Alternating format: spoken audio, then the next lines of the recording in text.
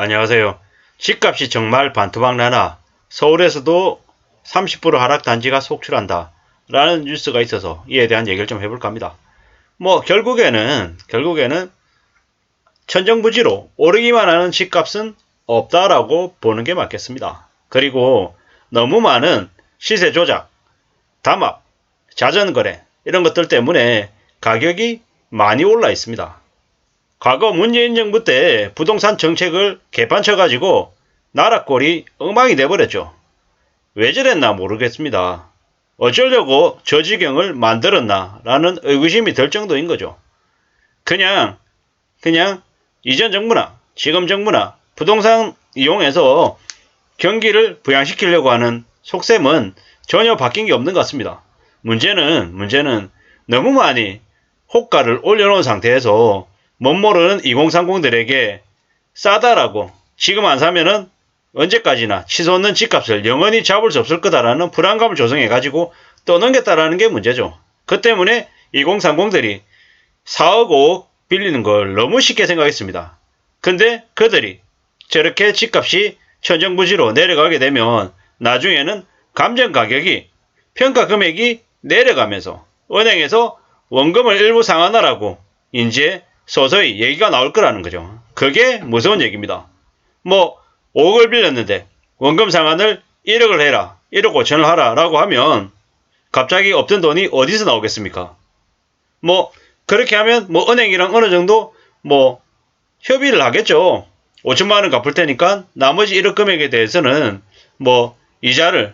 가산 이자를 좀 더 올리는 걸로 협의해서 원금 상환을 최소화하려고 하겠죠. 근데 그렇게 되면 가산금리가 몇 프로가 오르겠습니까?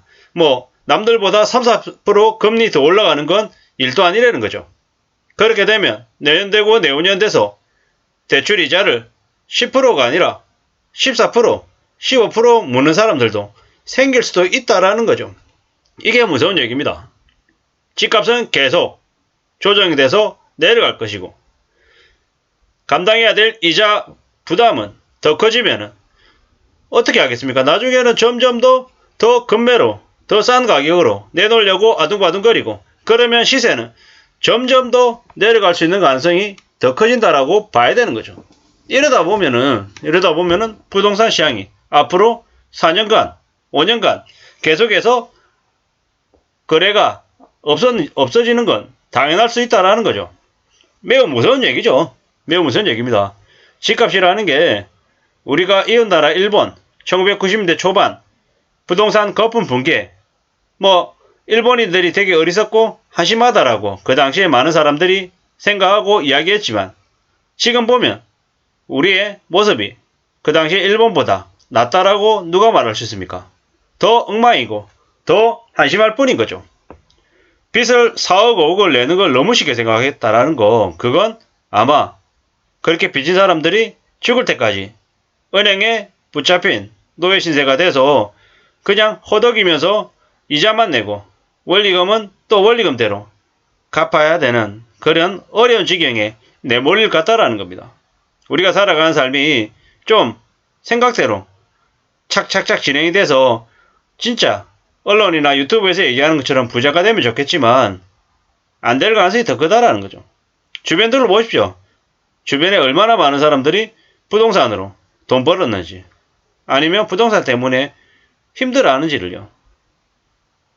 과거에 저도 말도 안 되는 짓을 해서 되게 힘들고 어렸던 적이 적지 않았습니다.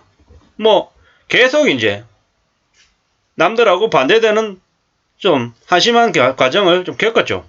근데 지나보니까 참 타이밍을 못 맞췄다라는 생각이 하나 들고 또 하나는 너무 무리하게 대출을 일으켜서 뭔가를 했다라는 거죠.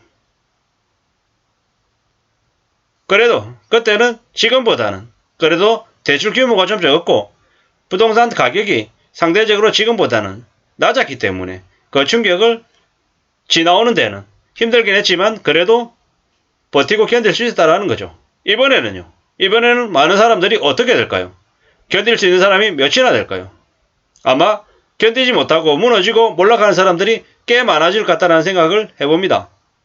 이웃나라 일본에서 아무리 대출 금리를 뭐 0%대 1%대 해주고 많은 조건들을 내걸어도 사람들이 집을 쉽사리 안 삽니다. 집을 사는 순간 감가상각돼서 집값이 떨어진다. 그리고 각종 수선비용이나 관리비용이 엄청나게 들어간다.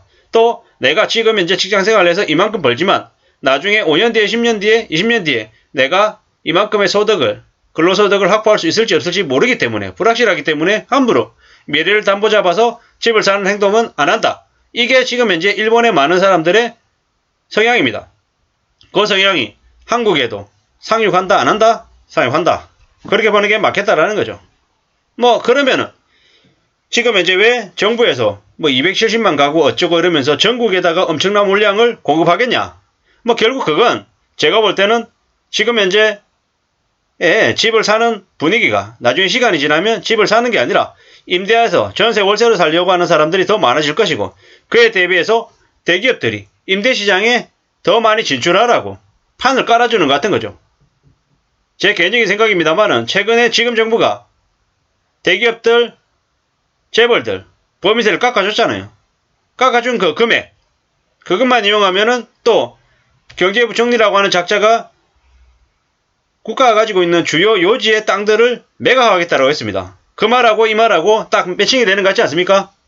대기업 재벌들한테 돈 만들어주고 그 돈 만들어준 거 가지고 싸게 땅 짓고 헤엄치기 식으로 중심가에 있는 놀고 있는 땅들 비워놨던 땅들 사게 만들어주고 그리고 또 그 지역에 용도 변경해가지고 초고층으로 올릴시키끔 만들어주고 대기업 재벌들 임대사업에 땅 짓고 헤엄치게끔 그냥 판을 다 깔아준 거죠. 그런 짓거리들이 지금 현재 지금 정부 아래에서 벌어지고 있다는 거죠. 그래 놓고 나면 나중에 경제부총리 어떻게 되겠습니까? 또 저기 그런 부동산 임대하는 그런 회사에 사회이사로 들어가겠죠. 기획재정부 관료들 말이죠. 그러려고 지금 저렇게 수작을 불리는 거잖아요. 참 이게 뭔가 싶은 거죠. 이게 다 기득권들 자기네들은 자기들끼리 다 짜놓은 분위기 아래 하나씩 둘씩 이렇게 시행하고 있는 거고 또 못 모르고 걸려든 이들은 어떻게 됩니까? 죽을 때까지 그냥 숨도 제대로 못 쉬고 일만 해야 되는 거죠. 밥 먹고 눈 뜨면 일하고 일하다가 허겁지겁 편의점 쫓아가가지고 편의점 도시락 먹고 라면 먹고 몸에 안 좋은 가공식품들만 잔뜩 먹으면서 그냥 허덕이면서 일만 하겠죠. 그러면서 10년, 20년, 30년 은행에 이자 내고 원리금 상환하고 나중에 되돌아보면 남아있는 건 망가진 몸밖에 없을 것 같다라는 생각이 드는 거죠. 누가 저러라고 꼬드기고 조장하고 했나요? 많은 유튜버들, 가짜 전문가들. 지금도 집사라고 부추기는 쓰레기 같은 인간들이 차고 넘치죠. 대출? 빚내서라도 살아. 달러 빚이라도 내라. 사채라도 써라. 이런 막말들, 개소리하는 쓰레기 같은 인간들이 차고 넘칩니다. 그들의 말을 지금도 귀 기울인 사람이 있나 없나 잘 모르겠습니다. 확실한 건 무리하게 빚을 내서 집을 산 사람들이 대거 무너진다, 몰락한다라고 봐야 될 것 같습니다.